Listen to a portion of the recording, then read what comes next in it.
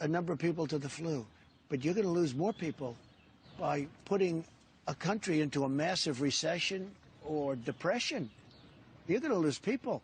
You're going to have suicides by the thousands. You're going to have all sorts of things happen. You're going to have instability. You can't just come in and say, let's close up the United States of America, the biggest, the most successful country in the world by far.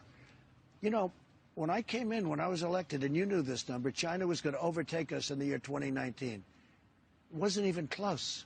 We went way up, and they didn't. We've done great. They pay us a fortune in tariffs and everything else, and yet we have a good relationship with them. We just signed a trade deal. But we're the number one in the world by far.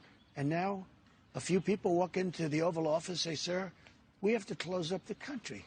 And I said, what are you talking about? And that, Mr. President, must have been a very difficult thing to accept. One of the most difficult decisions I've ever made, because I knew that when you do it, as soon as you do it, you're going to drop. I mean, they're talking about 20 or 25 points of GDP. Nobody's ever heard of 25 points. If we went down a point, that's a big deal. Now, all of a sudden, you're basically turning off the country. I said, this has never been done before. What are you talking about? But we understand it. You have hot spots. But we've had hot spots before. We've had horrible flus. I mean, think of it. We average 36,000 people, death. I'm not talking about cases. I'm talking about death.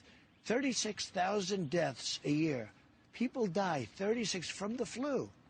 But we've never closed down the country for the flu. So you say to yourself, what is this all about? Bill, somehow the word got out that this is the thing we're supposed to be doing. Now, we've had some really bad epidemics, but we never did anything like this before. But I had to do it.